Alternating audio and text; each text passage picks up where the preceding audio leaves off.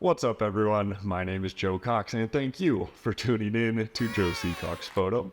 As always, we do have a new plan for the video. Second, this is an unscripted video. And third, this video will cover my own personal workflow, so there will be some things included, some things excluded. In case you missed the last video, you can find that on the screen. We were working in Adobe Lightroom, specifically the Develop module, and we covered how to use the histogram and the history panels. Today's video, still working in that Develop module, but we are going to be looking at the tone curve panel, So let's go ahead and dive on in. First thing you will notice is up top, we are in the Develop module here, and you can find our tone curve panel just down and to the right. If we click to open that, we'll start at this top bar up here. So right now we are on this parametric curve, but we do also have a point curve or some colored RGB curves.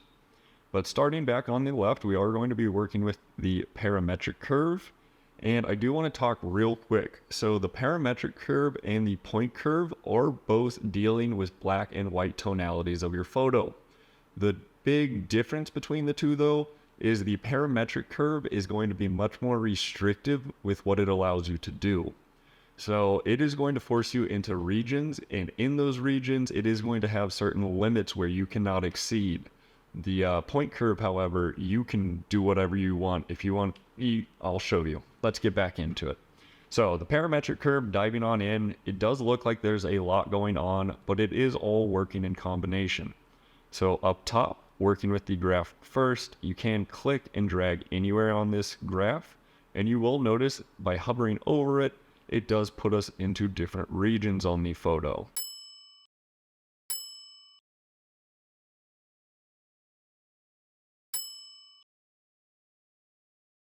So if we want to adjust our shadows, let's add some lightness there. If we want to go into our highlights, make those a little bit darker, we'll click and drag down. And what you will notice is when I did just make both of those adjustments, it did change our sliders down low. So in that same sense, you could just go down and work with strictly the sliders, and you'll notice it adjusted our curve up top. This little bar right here is going to be for different threshold allowances. So right now you'll notice when we cross over, it is going from shadows into our darks. We could change this threshold and lower it. So now we change from our shadows into our darks at a much earlier time. And you could do that with any of these, so moving from darks to lights or changing our lights to highlights. Moving on to the point curve now, when we select that, first thing I do want to make a note of is it is now going to apply our point curve on top of the adjustments we had just done with our parametric curve. But this point curve and all of these color curves over here are going to kind of be working together. But to show you today how just expansive and really powerful this point curve can be, starting down here with our shadows, you could make this photo entirely white. Inversely, you could make it almost entirely black. If we went up to our highlights now, we're adding a ton of white to almost everywhere in the photo, or making a bunch of black everywhere in the photo. Just clicking along random points and adjusting, you can really see just how crazy we're able to get in here. I'm going to hit Command Z a few times.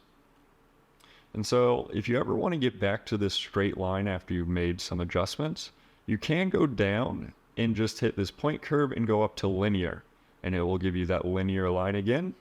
Additionally, you will have noticed we did have some either medium contrast or strong contrast. When we click on those, these are just preset options that Adobe Lightroom is supplying us with. Hey you, yes you, quick interruption to your video. Did you know that I also make merch for this channel? I've got things like coffee cups for you. I've got you covered with wall art. I've even got you covered with hoodies and other apparel. I mean, just check out all of this good stuff.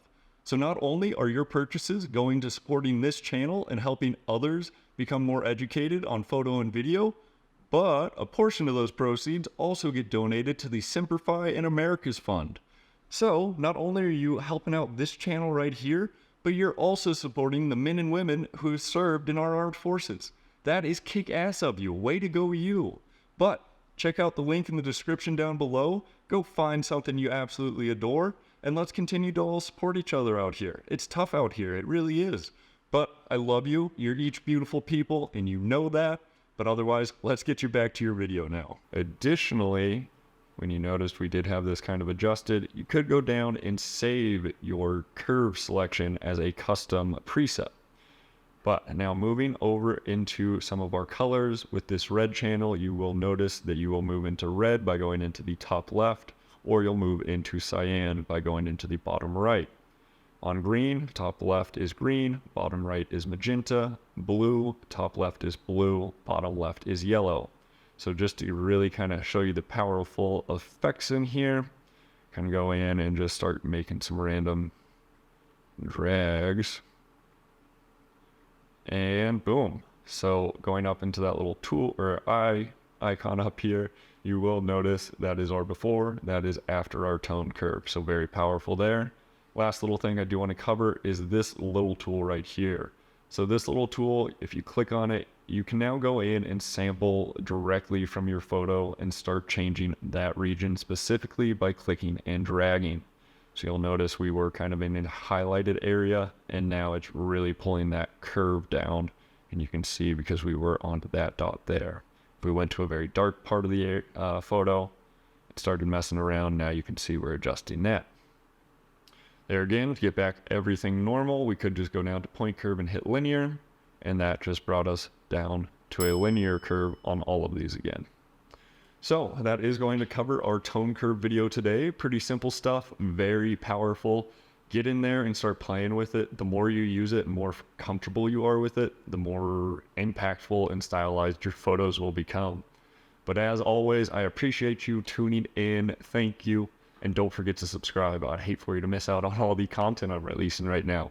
But I will catch you next time. Bye.